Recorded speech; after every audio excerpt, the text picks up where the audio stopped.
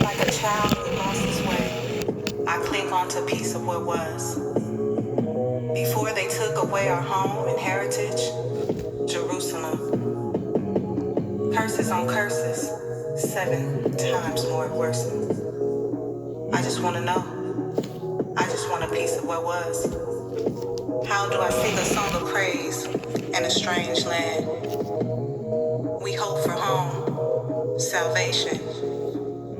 We hope for New Jerusalem, for peace, and a piece of what was.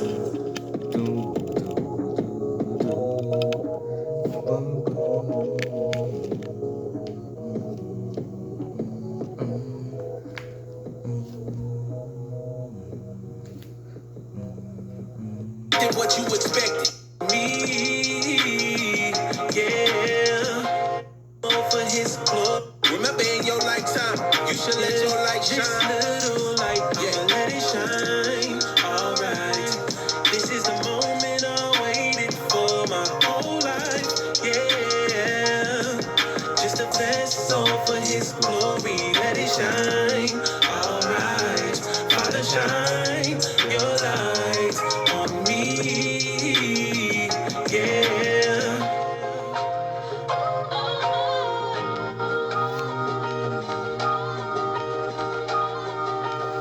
Words could never say. Tell me what's worse, never attempting to fulfill your calling. Hello everybody, it's your boy, the Anointed Pastor, Lewis Walking here back again with another video. In this video, such a special video, man. It's such a special video I'm gonna bring to you with the Spirit of the Most High leading me, you know what I'm saying? This video is gonna be such a special episode because it is such a joy.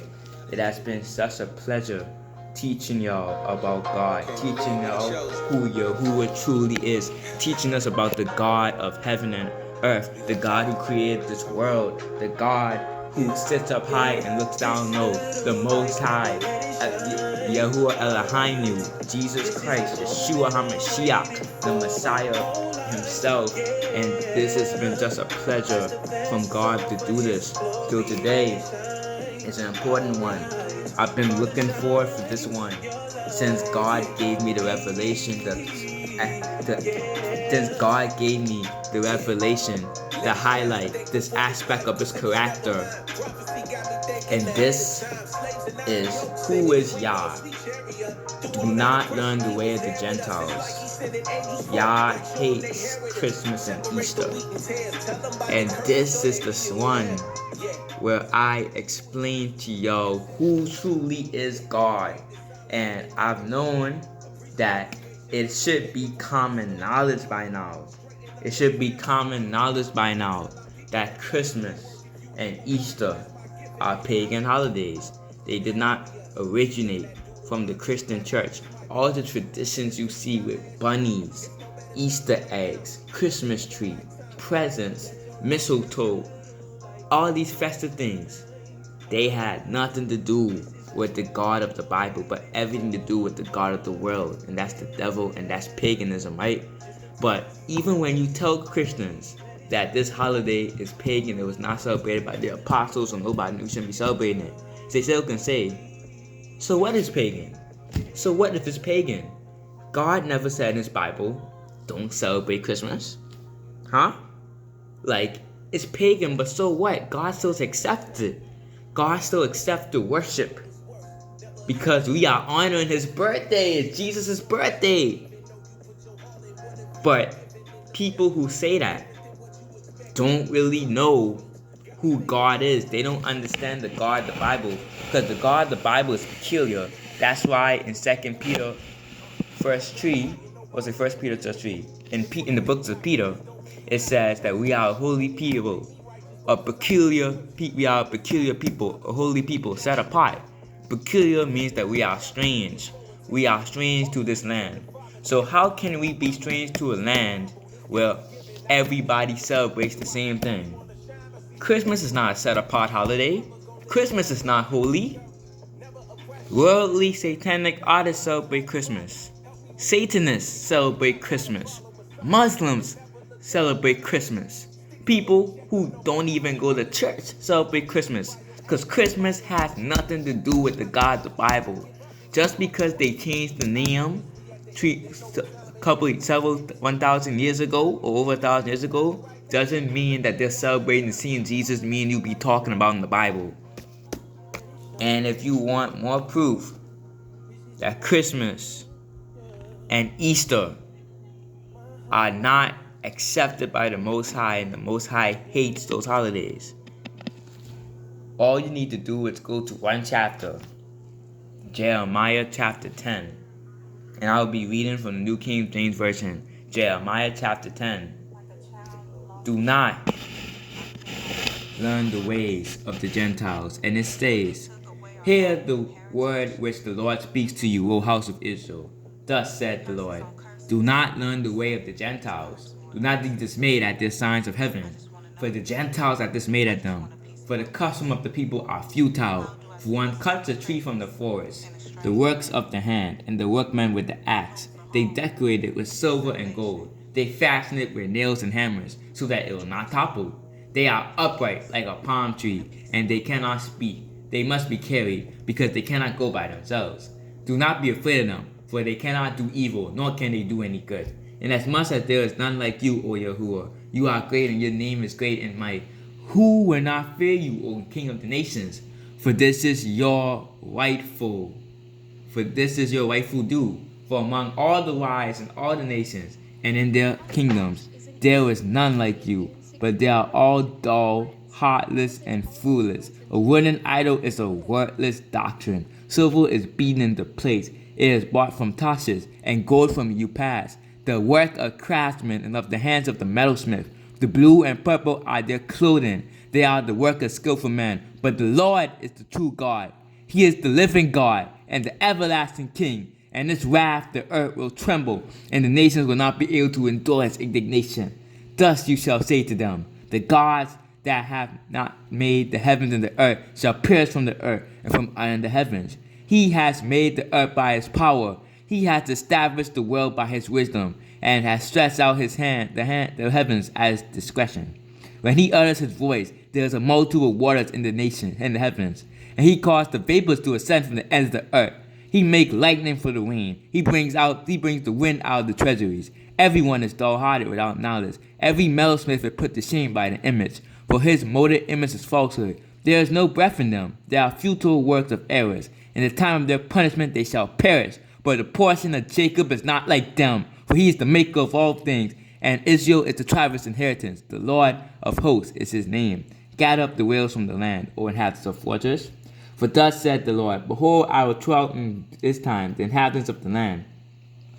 Will distress them, and they may find it also. Woe is me for my hurt, my woe severe. But I say, truly it is an infirmity, I must bear it. My tent is plundered, and all my cords are broken. My children are gone from me, and they are no more. There is no pitch for my tent any more, or set up my curtains. For the shepherd hath become dull-hearted, and have not sought the Lord. Therefore they shall not prosper, and their flocks shall be scattered. Behold, the noise of report has come, and a great commotion out of the north country to make the cities of Judah desolate, a den of jackals. O Lord, I know the way of man is not in himself. It is not in the man who walks direct in his own steps.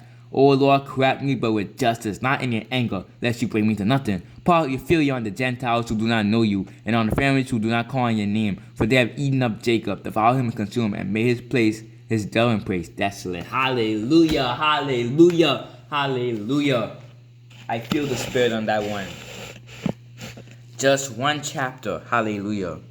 You can use to debunk Christmas, to debunk Easter, to debunk Gentile foolishness that they put in the faith. You know what I'm saying? Just this one chapter, Jeremiah chapter 10. So where do I even begin? Let's start from the beginning. From verse 2. Thus said Yahuwah, do not learn the ways of the Gentiles. Do not be dismayed by the signs of heaven. What did God said here? He said it clear to the children of Israel that we should not learn the ways of the Gentiles. We should not learn their ways. We should not be like them. That's why in the New Testament we are called to be holy. We are called to be set apart because we are peculiar. We can't serve Yahweh the same way the pagans serve their God. Our God is holy. He's the creator, and he don't like the way the other nations serve their God. And he wants us to serve him differently. This is what we need to bring up when people are talking about Christmas and Easter. It's more than just, pagan tradition, family, and whatnot. You are not serving God the way he wants and has intended for his children to serve him.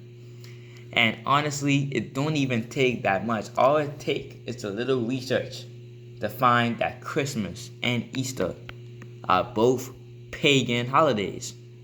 Christmas had been celebrated for thousands of years before Jesus was even born. Same with Easter.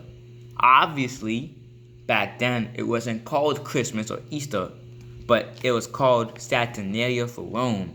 It was celebrated by the Gentile nations, December 25th. And all you can do, that's crazy. We live in the age of the internet. This is the age of the harvest.